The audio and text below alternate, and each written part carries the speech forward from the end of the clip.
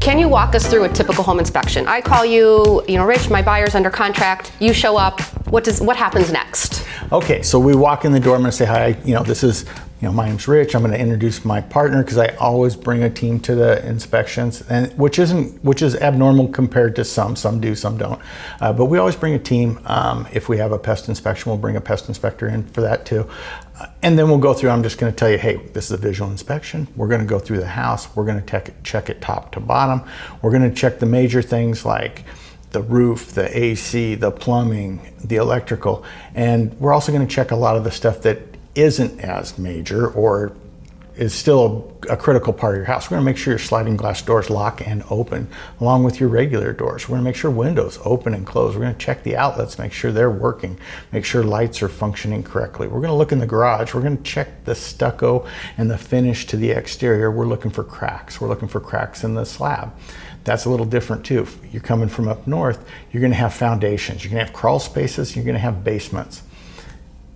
I have not inspected one house in Florida in like 4,000 houses that has a basement.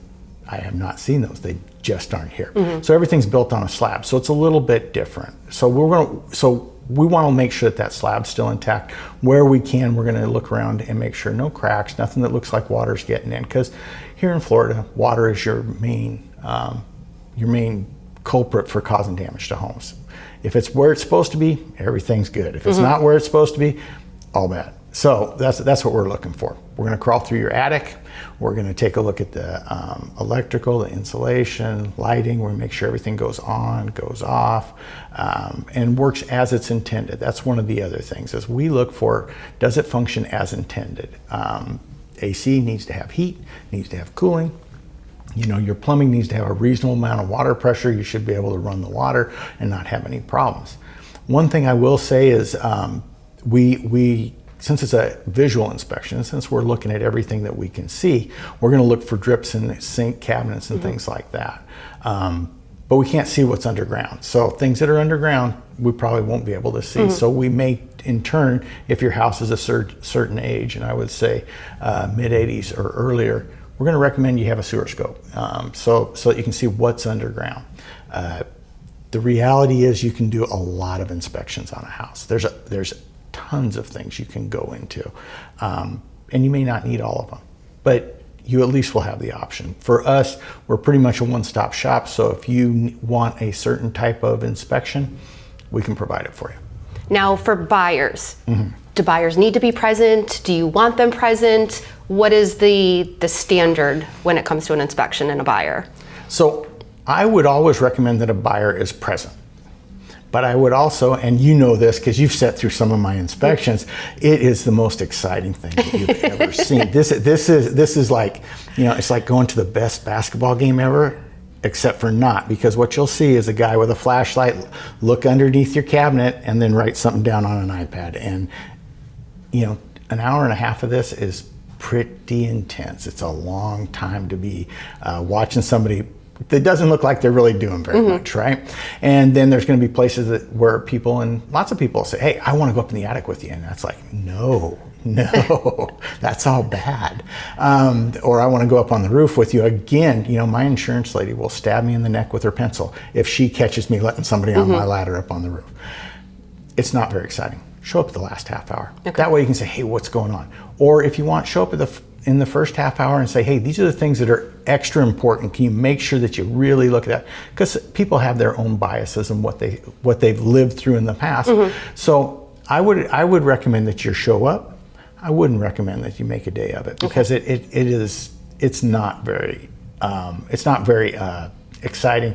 The other thing is each one of our people runs through a very specific standard operating procedure. And if you break me out of my procedure and I miss something, we all lose. Sure. So we don't want that. We want to keep everybody on their path because as long as we keep doing everything the exact same way, we're going to do a really good job for you. And so those are the things that I would look at with that. How does an inspection affect the insurance? Because again, insurance is a different ball game down here than it is in other areas. Okay, so there's a couple of things with insurance here that's completely different from what I understand, with the rest of the world. I think Texas and Louisiana have stuff that's kind of similar, but not like what we have, right? So we have two things. They're called a 4-point and a wind mitigation. And I'm going to kind of back up a little bit and give you the history as I understand it. One of the hurricanes rolled through, and a lot of the insurance companies in Florida exited. Not the agents. The agents are your friends, not the agents, but the actual insurance providers. They exited the state of Florida, and Florida was left in kind of a situation where they had to have insurance. They built Citizens Insurance of Florida, and Citizens Insurance is a state-owned company that kind of provides insurance for people that can't get insurance anywhere else. Okay, so since it's state-owned, people had some say in how that went about. Well, Citizens developed a couple of things. One is a 4-point inspection, and then the other is a wind mitigation inspection. I'm going to go through the wind mitigation first, just to give you an idea of how that works. Because I may have a house that's, basically a tent, and your house has all the impact windows and a heavy-duty garage door and a brand new roof. So is it fair for us both to be charged the same amount of insurance? And the answer from Citizens is no. But what you need to do is get what they call a wind mitigation inspection. And there is a basic list and process that we would go through, and we will check your house for opening protections. Are all the opening wind protected? The way the roof is attached, the type of roof, the age of roof, the type of materials you'd use to build the roof. All those things go into this form, and each one of these credits, and we call them credits because they go as a credit against your homeowner's insurance. So wind mitigation, good thing, can save you money on your insurance. Okay. And what I will tell you is go to your insurance agent, say, do I need one of these? They'll be able to answer the question and tell you if it's worthwhile, because everybody charges for them, and this is the savings over here. And if you have opening protection, you get a credit. So is it worth going through the trouble? Usually is. Then the 4-point insurance is a little bit different. I like to tell people, because we're always looking for a way to explain it, kind of quick and easy. Pass fail on the house. We're going to look at 4 things. We're going to look at the roof, the plumbing, the electrical, and the HVAC system. These are not in-depth, tear down your condenser, or open up your air handler, but we're going to make sure they all are functioning. If we come across, there's a leak in the bathroom sink, we'll mark that down, and it gets an unsatisfactory on it. Or we have the evil double tap, which everybody doesn't know about. That's 2 wires into a circuit breaker on a unit that does not accept those. So you got a double tap and you have a leak. With these 2 things, when you take that 4-point inspection, you show it to your insurance, they'll say you can't have insurance. I need you to fix those. You need to have what they call a clean 4-point before you do it. You go through those things. It's a good idea to get that fixed, and then you can get your insurance. So 4-point pass fail for the house. Again, talk to your insurance agent, make sure you need that, because some situations don't require it. House less than 5 years old, I do not believe they're required. Some people do, some people don't. We refer you back to your agent so that you can decide whether that's a good idea. And then the wind mitigation, that's just how much money can I save? So that I always recommend those. It's a good idea. And then as for hurricane codes, there have been some changes along the way in Florida. As you had mentioned, an older home. When were the codes? What makes a home up to date now in terms of hurricane codes? So most of it is after 2002 is when when everything changed. So for instance, if you have a house that was built in 98 like mine, and it has the original front door on it, even though that thing is heavy, it's probably not impact rated.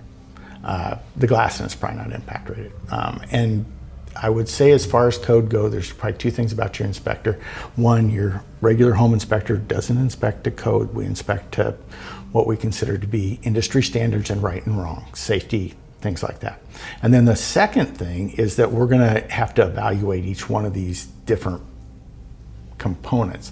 One of the things that's that I found out, I was working with a couple of garage door companies, and a 1996 garage door that was impact rated may not be impact rated now, and there's a way that you can go back, pull the serial numbers and the Florida building code numbers, and look them up on a website and That's what our job is for the wind mitigations. And they have to be approved and on that list to be able to count as impact protection.